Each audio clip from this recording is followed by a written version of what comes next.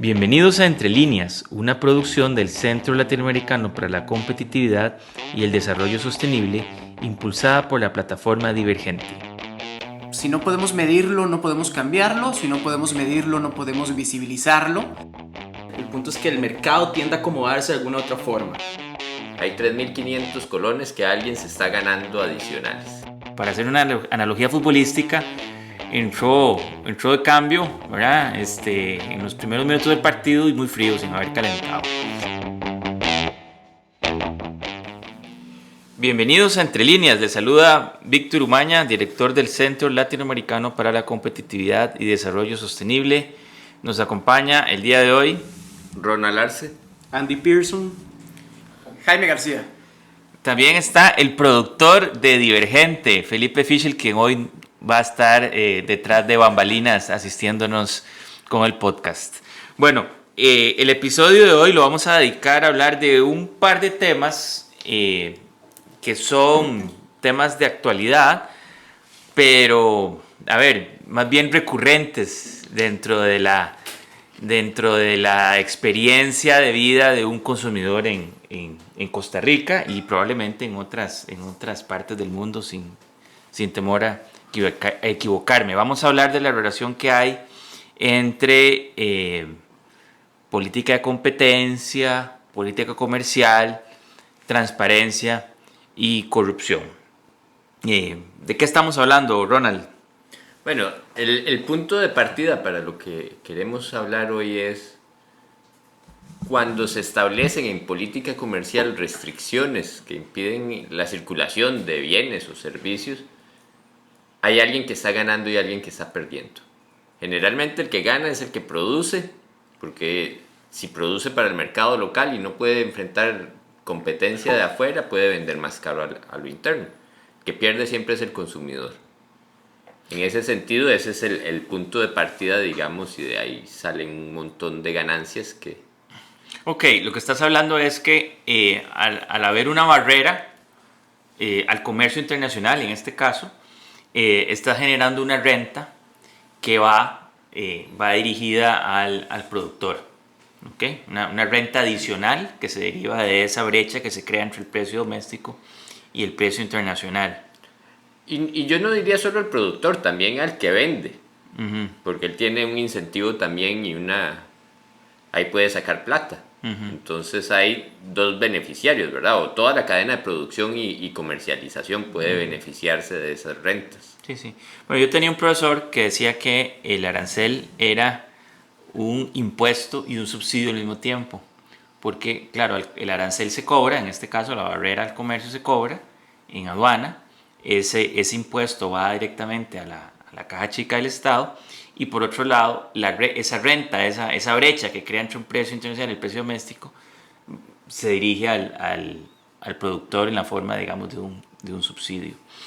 Pero bueno, eso en sí mismo no es ilegal, digamos. O sea, la imposición de aranceles pues es una vieja práctica, digamos, de la política de un Estado. No en sí mismo llevaría esto a actos ilícitos. ¿De qué estamos hablando entonces? ¿En qué situaciones esto podría derivar en situaciones donde uno podría ver actos de corrupción ligados a estas rentas? Yo creo que un ejemplo muy fácil de comprender es el del aguacate mexicano, o el del aguacate que ya no se puede traer a Costa Rica. Antes, hace 4 años, estábamos acostumbrados a ir al supermercado, pagar 1.500 colones por un kilo de aguacate. Hoy en día anda 5.000 colones el kilo. Hay 3.500 colones que alguien se está ganando adicionales. Y aquí, como experto en aguacates mexicanos, también no solo tenemos un aguacate de otra calidad que nos ha afectado también a los consumidores. Es decir, hemos perdido la opción de poder comprar mejores aguacates y estamos sujetos al aguacate que se produce aquí o que se trae de otros lados, pero que no cumple con la calidad, ¿no? Entonces ahí hay una clara relación de pérdida dentro de las libertades del consumidor para acceder a mejores mercados.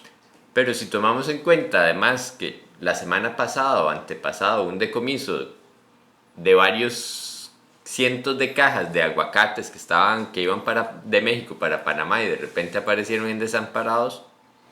¿Y qué es lo que está creando? Incentivos para el comercio ilegal, para el contrabando. Ahí quienes están perdiendo, bueno, está perdiendo nuevamente el consumidor, porque no sabemos cómo están refrigerados o cuál es el proceso de manipulación de estos aguacates de contrabando, en dónde se van a vender. Y si ya son aguacates que están entrando ilegalmente al país, ¿eso qué refleja? Que es un producto, digamos, relativamente inocuo y que además no va a causar un daño social, pero así como se crean estas rentas en otros productos, también se crean los incentivos. Podríamos hablar de cigarros. Tal vez, volviendo con el tema de aguacate, el punto es que el mercado tiende a acomodarse de alguna otra forma. Si no lo puede hacer por medios legales, porque está bloqueado el mercado, porque está bloqueada la entrada de estos productos, va a buscar formas de ingresar el producto de forma ilegal, al final de cuentas. Y este es un caso, el caso de aguacates, donde vas al supermercado, 5.000, 6.000 colones un kilo de aguacates y lo puedes conseguir en otros lugares más barato. Creo que en el caso del hash, que es el que se ha bloqueado, y específicamente en México, se puede ver de esa forma. El otro día vi un meme en donde salía unos aguacates y el precio es casi 6,000 pesos el kilo. Sí. Y el meme decía, lo saqué a tasa cero con 12 meses. Está bueno eso. Vale más un kilo de aguacate hoy que un kilo de varios cortes de carne a Sí, nivel nacional. se convierte en un lujo comprar un kilo de aguacates. Totalmente. Bueno, entonces yo creo que aquí claramente Ronald estableció exactamente esa relación, ¿verdad? Donde entonces se crea esta renta artificial por medio de una barrera del comercio y esa renta pues obviamente es perseguida por muchos, es perseguida por los productores domésticos que ya se la embolsaron, ¿verdad? Y no la van a querer perder. Es perseguida por el importador tradicional de aguacate que perdió un mercado, ¿verdad? El que ya no pudo importar desde México y ahora ha tenido que ver cómo se importa de destinos mucho más lejanos, al punto de que ahora se está importando de Perú y de Chile.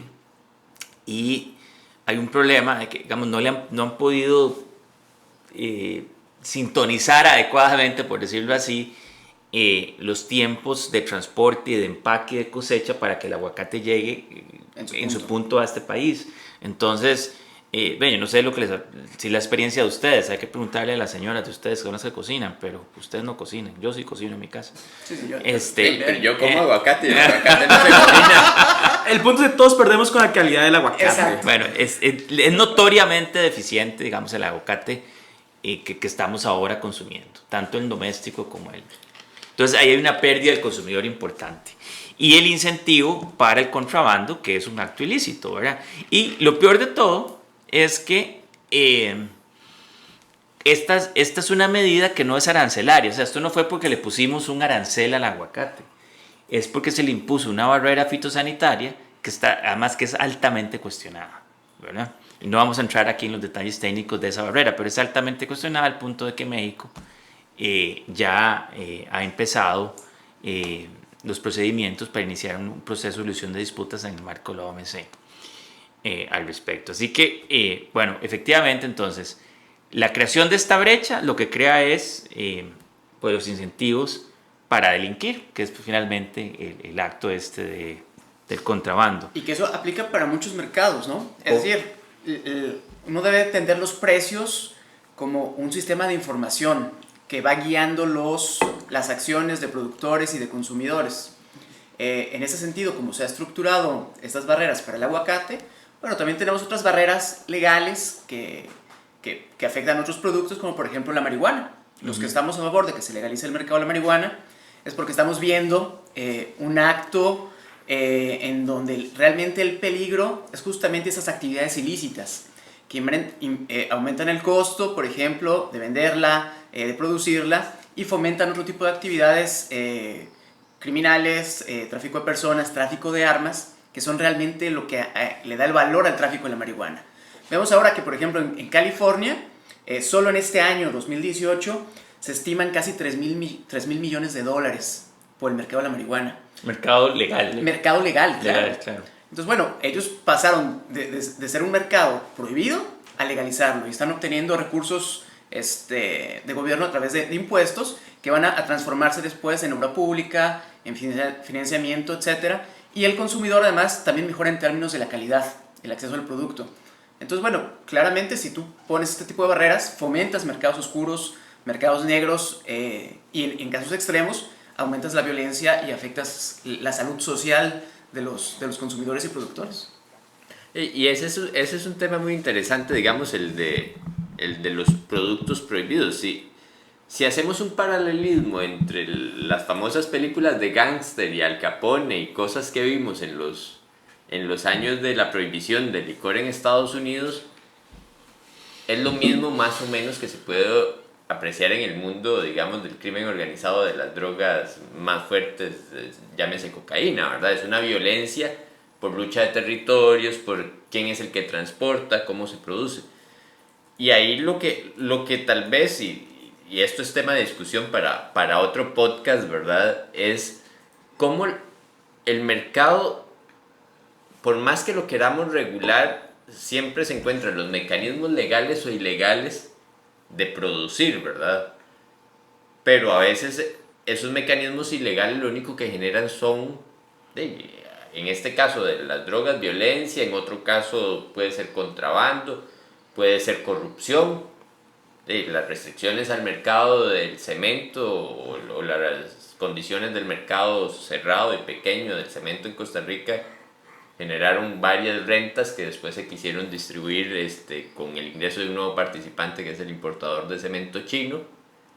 Y entonces estas restricciones van generando y ampliando, digamos, los aspectos ilegales y el mercado trata de solucionarlo legal o ilegalmente. Sí, ahí me parece que vale la pena introducir el otro tema. O sea, acabamos de referirnos a dos tipos de barreras: las barreras arancelarias, las barreras sanitarias, en este caso una barrera fitosanitaria, que es la que se le aplica al aguacate, con el agravante de que, digamos, en el caso de una barrera arancelaria, al menos el Estado, el gobierno, recoge el arancel, cobra el arancel. En una barrera no arancelaria, ahí el gobierno no se deja nada, ¿verdad? Pero aquí Ronald, con el tema del cemento, introduce un nuevo tipo de instrumento, que es la política de competencia, ¿verdad? Es conocido que en cierto tipo de mercados, por cuestiones naturales o por otro tipo de barreras, se presenta la formación de oligopolios. Entonces son fallas del mercado que necesitan ser corregidas, y lo que se ha encontrado es que una manera para hacerlo es tener una ley que favorezca la competencia, ¿verdad? Que le ponga atención a los mercados monopólicos y que trate de pues liberalizar estos mercados con algunas medidas.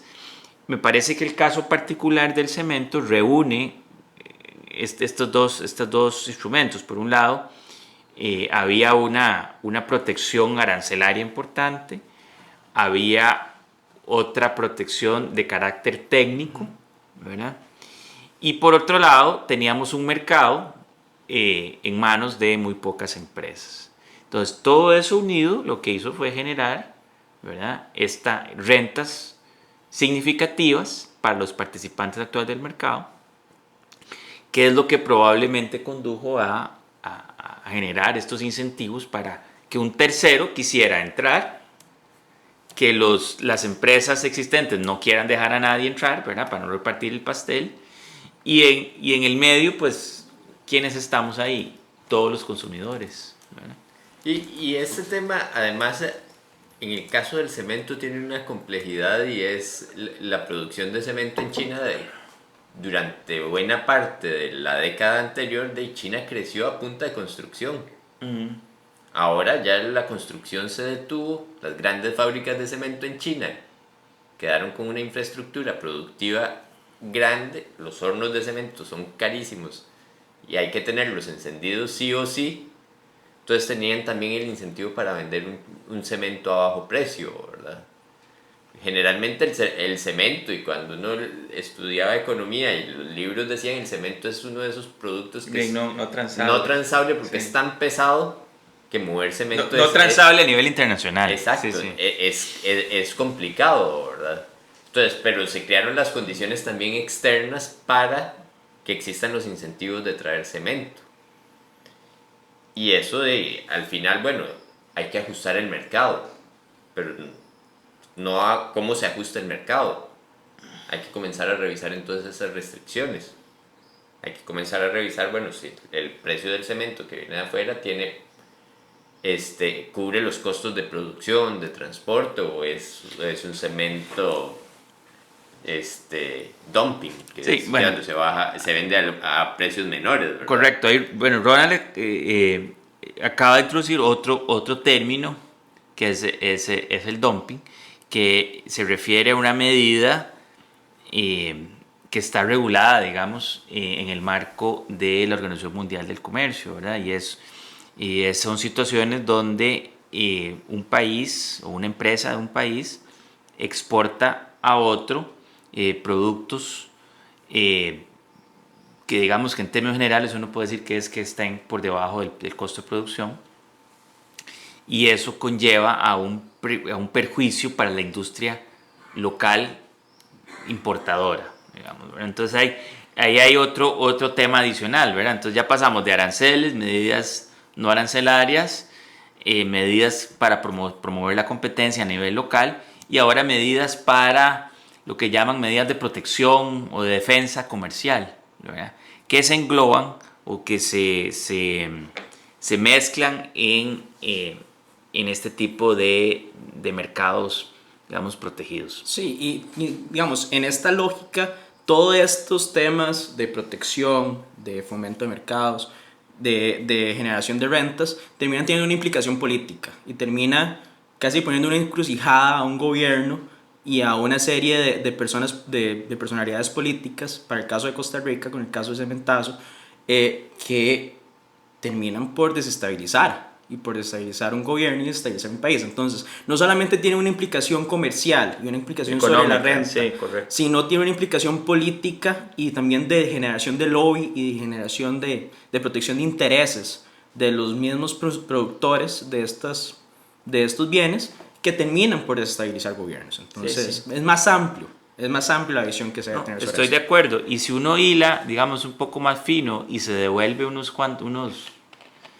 11 años atrás y nos ubicamos en el 2007, Costa Rica fue un referendo para aprobar el Tratado de Libre Comercio con Estados Unidos, pero básicamente ese referendo, lo que estaba en juego era la apertura del mercado de telecomunicaciones en este país, que tiene algunas similitudes con estos casos que acabamos de discutir, en un sector protegido.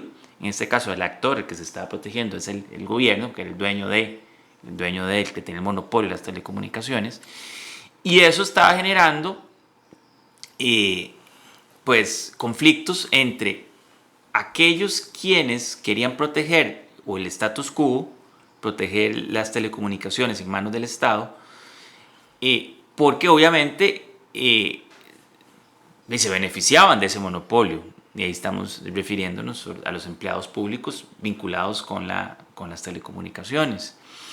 Entonces ese es otro tipo digamos, de situación donde la liberalización lo que iba a hacer era crear, como dijo Ronald al inicio, perdedores y ganadores, ¿verdad? En este caso los perdedores podrían ser aquellos empleados públicos vinculados al negocio de las telecomunicaciones, mientras que los ganadores iban a ser las nuevas empresas que pudieran entrar al mercado y eventualmente, que es la esperanza de todos, el consumidor. Bueno, y yo creo que en ese caso el consumidor ganó muy rápidamente, ¿verdad? Porque recordémonos, y tal vez algunas personas un poco más jóvenes no se acuerdan, lo que era sacar un teléfono celular en el 2003, 2004 en este país. Había que hacer lista de espera, era como las listas de espera de la caja. Usted le iba, sacaba una ficha en el ICE y le decían tal vez dentro de 3, 4 meses le damos el teléfono celular, y a veces la licitación se atrasaba, entonces era 1 o 2 años de espera para comprar un chip de un teléfono celular. Y bueno, tal vez yo no vi esa época, sí tengo que aceptarlo. Ya yo entré con la época de liberalización del mercado de telecomunicaciones. Pero igualmente, volviendo a temas políticos, acá había un grupo organizado de personas, en este caso, de sindicatos, que podían generar un lobby político, generar presión a las autoridades, que lograron mantener este mercado de telecomunicaciones cerrado durante mucho tiempo y se tuvo que abrir por punta de voluntad de la población, en medio de un referéndum. Pero este caso es excepcional. Normalmente el tema de generar lobby político para cerrar mercados y para mantener las rentas hacia los productores versus consumidores desorganizados y consumidores que no tienen, por así decirlo, una cabeza que pueda generar ese lobby político, es tema no solo de Costa Rica, sino de muchos mercados internacionales. Eso se llama, lo que Andy acaba de describir, es la lógica de la acción colectiva, ¿verdad?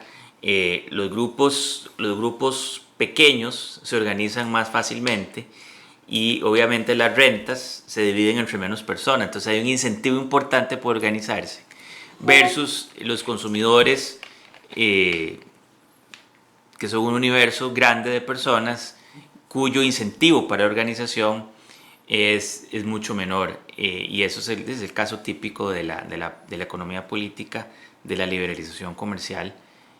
Está explicada por la lógica de la acción colectiva. Y esto es algo que en la región hemos visto desde hace 30 años, ¿no? Esta política de sustitución de exportaciones, al final, aunque apelaba a un bien nacional, realmente más protegía a ciertos sectores que podían cooptar a los tomadores de decisiones políticas en el momento. En México en los 80, por ejemplo, era el gobierno mexicano el que fabricaba bicicletas y triciclos. Entonces, si uno quería una bicicleta importada, tenía que ir a un mercado informal, en este caso Tepito, por ejemplo, en la Ciudad de México, un mercado que tiene casi 500 años de existir y que se hizo famoso vendiendo contrabando de Estados Unidos. Y bueno, y ahí podía comprar la bicicleta. Es decir, otra vez, a partir de estas estructuras institucionales y de mercados proteccionistas, son los grupos rentistas, los grupos que tienen lobbying político, los que se están apropiando de esta renta y le dan oportunidad a otros grupos organizados para también beneficiarse de una demanda que existe dentro del mercado. Y una de las cosas tal vez que no podemos perder de vista es quiénes son los perjudicados. Y los perjudicados en estas extracciones de renta generalmente son los consumidores de menores ingresos, las personas más pobres. Si pensamos en alimentos, en Costa Rica tenemos estructuras de mercado bastante rígidas, poco competitivas en muchos de los alimentos de la canasta básica, ¿verdad? Y una persona de pocos ingresos, de menores recursos, una persona o una familia pobre, su alimentación básica está basada en arroz, en frijoles, en azúcar, en leche. Y tal vez no es mucho lo que va a pagar de más por cada paquete. Son 50 colones, tal vez, o 100 colones, no sé cuánto será. Pero si son 5 o 10 paquetes, ya comienza a sumar. Y si además de eso le ponemos que la calidad puede ser menor o mayor, y muchas veces lo peor es que el argumento de proteger a las industrias es para proteger a estos consumidores, cuando lo que está haciendo es trasladando su poco dinero del consumidor final, especialmente cuando las personas de menores recursos, ¿en qué gastan? Y lo primero que gastan es en comida.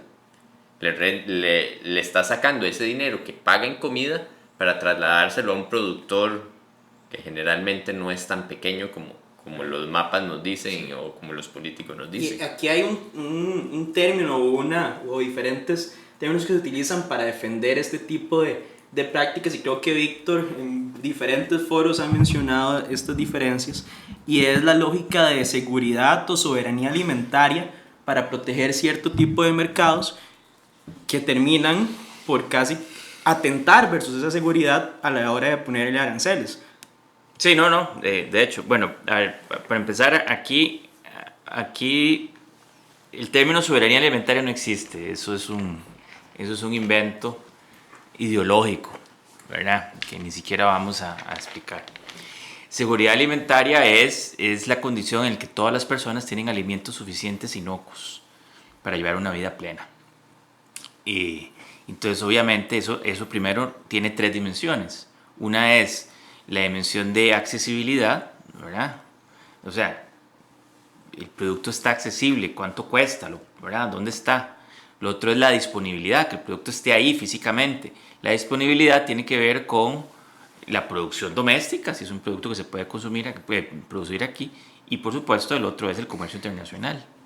Entonces, cualquier política que me restrinja a mí las importaciones, sobre todo productos donde no somos competitivos, estoy claramente poniendo a la población en una situación de inseguridad alimentaria. Hoy en día, quienes hablan de que hay que ser soberanos en lo que consumimos, pues viven en otro planeta.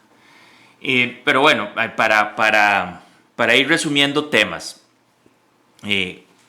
empezamos hablando de que la protección comercial a través de aranceles u otro tipo de barreras, más la aplicación laxa de las políticas de competencia, lo que generan son rentas para algunos pocos. Esas rentas la gente las persigue, nadie quiere perderlas y el que las perdió quiere recuperarlas, y pueden generar comportamientos ilícitos, de los cuales pues tenemos ejemplos abundantes en este país. Ya hablamos de contrabando de aguacates, o sea, ¿a quién se le iba a ocurrir que en este país íbamos a terminar contrabandeando aguacates? Antes lo que se contrabandeaba eran licores y cigarros, ¿verdad? Bueno, se siguen contrabandeando. Bueno, se siguen. Por los impuestos suntuarios que tienen estos dos bienes. Hablamos de la marihuana, ¿verdad? Que es el caso bien conocido de todos los perjuicios que trae esta guerra inútil contra el contrabando de marihuana. Hablamos del caso del cemento, ¿verdad? Que es un caso que tiene diversas aristas. Tocamos la arista de la competencia interna, de la protección hacia afuera, de prácticas de defensa comercial, en el caso que venga con dumping. Hablamos de las líneas telefónicas del ICE, que recordó Ronald, y además lo que no dijimos es que eso generó uno de los casos de corrupción más grandes que este país ha visto, ¿verdad? Que fue el caso ICE Alcatel, ¿verdad? Curiosamente, ese caso se resuelve de alguna forma con la intervención de un tercero, ¿verdad? Que fue los Estados Unidos, ¿verdad? Que tuvieron que intervenir debido a que Alcatel, siendo una empresa francesa, había comprado una subsidiaria en los Estados Unidos, Lucent Technologies, y por eso el gobierno de Estados Unidos pudo intervenir, y así fue como el caso finalmente se pudo resolver. Lo cual, bueno, eso a lo mejor lo dejamos para otro día, pero no nos dejó muy bien parados, ¿verdad? Esa situación. Pero de nuevo, entonces, la creación de rentas en algunos mercados genera los incentivos para la corrupción. ¿Algo más, muchachos, antes de entrar al siguiente tema? Bueno, lo otro que queríamos conversar, y tiene un poco que ver con algo que Ronald mencionó al inicio, es que este país tiene algunas características que hace que haya cierto tipo de negocios, ¿verdad? Naturalmente haya poca competencia, ¿verdad? Haya mercados poco competidos. Y aquí, digamos, le hemos tirado tal vez duro, ¿verdad? A las políticas públicas que han favorecido este cierto tipo de monopolios. Pero hay otro tipo de situaciones que creo que se generan, digamos, espontáneamente por las características propias del país, y donde me parece que es el sector privado que le ha sacado hasta el último jugo, ¿verdad? A la creación de estos oligopolios. Sí, yo creo que uno de los temas importantes es de que lógicamente hay empresas que donde ven esa oportunidad, toman la oportunidad, dicen yo me dejo esta plata, esta renta que está ahí, y además comienzo a crear barreras artificiales para impedir la competencia. Sí.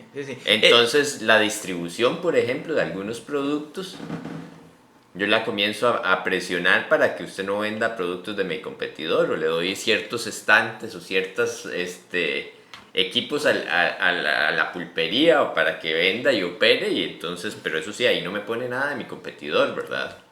Yo creo que esos comportamientos ya han sido, digamos, Ya han sido castigados. De sí, hecho, Coprocom hizo en una la resolución. Comisión de la Competencia, pero de hecho sí se daban. Yo me refería más a temas más mundanos, digamos, más del día a día de nosotros como consumidores. Les pongo un ejemplo. Hace algunos días empecé a notar que la batería de mi teléfono se agotaba rápidamente. Entonces, bueno, lo llevo donde el distribuidor principal de esa marca en especial. Entonces llego y le digo, mire, es que tengo un problema con este teléfono, quiero cambiarle la batería. Entonces me dice el técnico, bueno, el vendedor, ¿y cómo sabe que hay que cambiarle la batería? Le digo, bueno, porque me dura 2 horas nada más, y además en esta nueva versión del sistema operativo me indica ya que la batería hay que cambiarse. Ah, qué curioso, no sabía, me contesta. Bueno, permítamelo para hacerle una revisión. Y digo, claro que sí, yo me quedé de brazos cruzados esperando la revisión. Me dice, no, tiene que llenar esta boleta porque el teléfono lo vamos a dejar. Yo, ¿cómo se lo va a dejar? Sí, tiene que estar 3 días acá para revisarlo. Y digo yo, ¿a quién se le ocurre que un teléfono va a poder estar 3 días aquí revisándolo? Entonces le digo, no, muchas gracias, me lo llevé. Y finalmente cambié la batería en la tienda El Colombiano a la vuelta de la esquina de mi casa. Y el teléfono funciona perfectamente, ¿verdad? Otra anécdota. Me chocan el carro. Entonces, bueno, primero es una tragedia, ¿verdad? Que lo choquen a uno. Por dicha no hubo consecuencias que lamentar sobre los materiales. Y entonces, bueno, empieza uno el viacrucis con el seguro. Que bueno, ahora, digamos, hay competencia en el mercado de seguro, entonces uno puede escoger, entre comillas, puede escoger uno la empresa, porque el seguro está asociado al crédito del banco, entonces ya viene predefinido, entonces tampoco es que hay mucho margen para cambiar de una a otra, no es tan fácil, pero bueno, uno va y hace el trámite del seguro. Entonces le dicen, bueno, sí, muy bien, ahora lleva el carro al taller. Ah, pero solo estos talleres autorizados. Entonces ya ahí empezamos con los problemas. Que ya encontraste el taller autorizado que te queda fácil, o el que, digamos, uno usualmente escucha que es un buen taller, entonces lo lleva ahí. Uno llega al taller y mi imagen fue como cuando uno llevaba la revisión. Esto ninguno de ustedes se acuerda, pero antes la revisión técnica no existía, el RITEVE, sino que había unos talleres autorizados del MOB, pero antes de eso era el MOB el que hacía las revisiones técnicas, el ministerio. Y no sé si ustedes ubican la casa que está al costado este del Estado Nacional. Hay una casona vieja que está ahí. En esa casona, en la sabana, se hacían las revisiones técnicas. Y el día que le tocaba a uno eran unas filas kilométricas. Bueno, así me encontré yo en el taller un taller privado, ¿verdad? Había que hacer fila para que le revisaran el carro. Bueno, para no casarnos mucho con el cuento, el carro entra ahí, primero tienen que revisarlo para ver efectivamente cuál es el daño, qué es lo que cubre la póliza del seguro.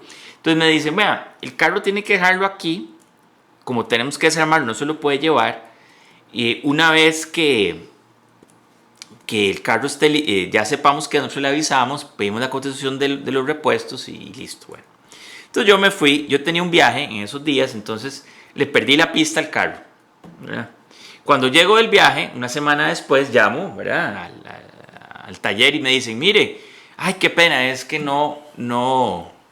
la empresa distribuidora de los repuestos no nos ha enviado la cotización. Le digo, qué raro, ¿por qué no? Bueno, entonces llamé a la empresa, resulta que sí la habían enviado desde el día que la habían pedido, entonces vuelvo a llamar al taller, mire, esto es un relajo, ya me indican de la empresa que ya había mandado la cotización desde hace una semana y ustedes no han hecho nada.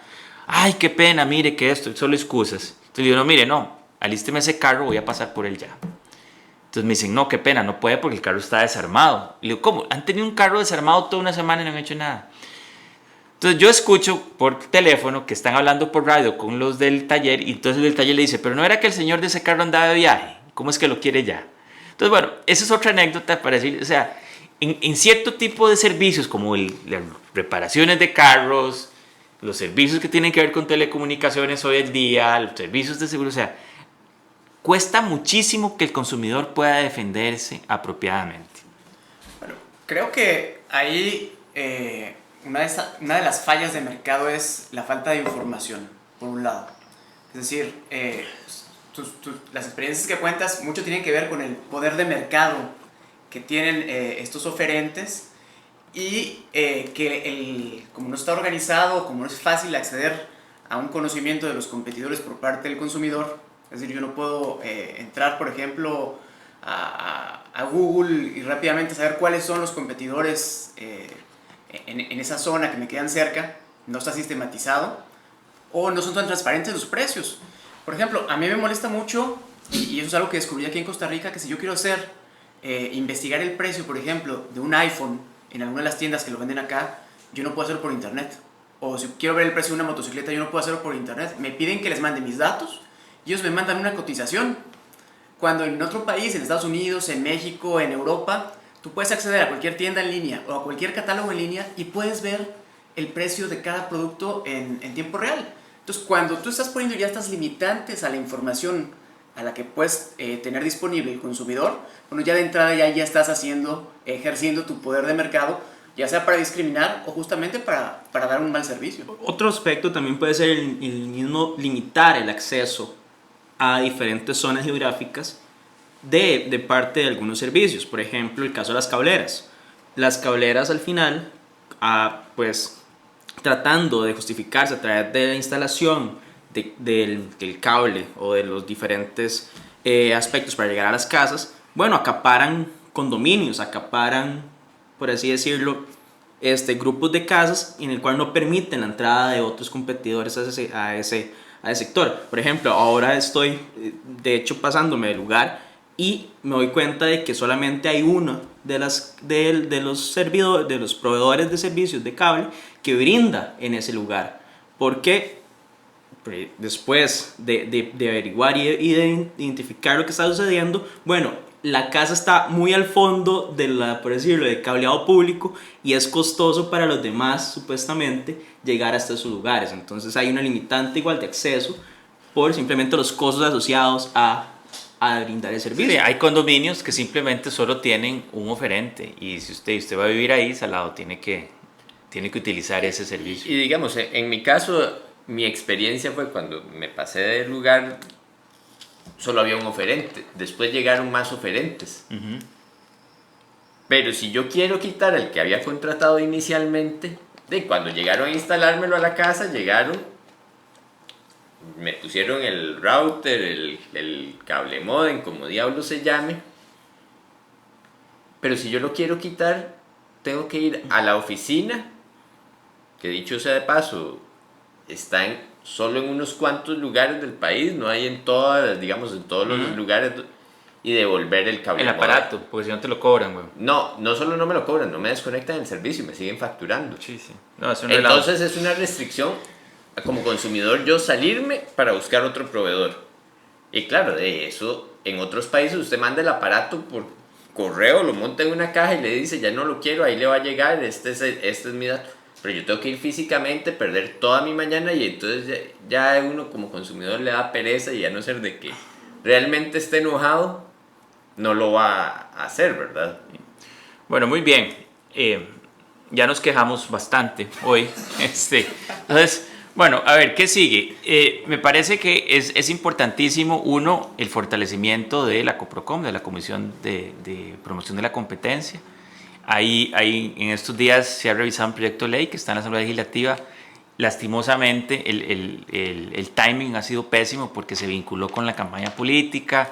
El proyecto pretende la independencia presupuestaria y política, digamos, jerárquica, o sea, sacar al COPROCOM del MEIC, del Ministerio de Economía, que parece una buena cosa, pero como el proyecto incluye temas de salarios para los comisionados, para que sean tiempo completo, para que puedan revisar casos permanentemente, para que además se evite el riesgo de ser capturados por el regulado, etcétera, meterse a hablar de empleos, de salarios, empleos públicos en esta coyuntura política, pues es muy complicado, y me parece que ese proyecto, no sé, no va a dormir el sueño de los justos.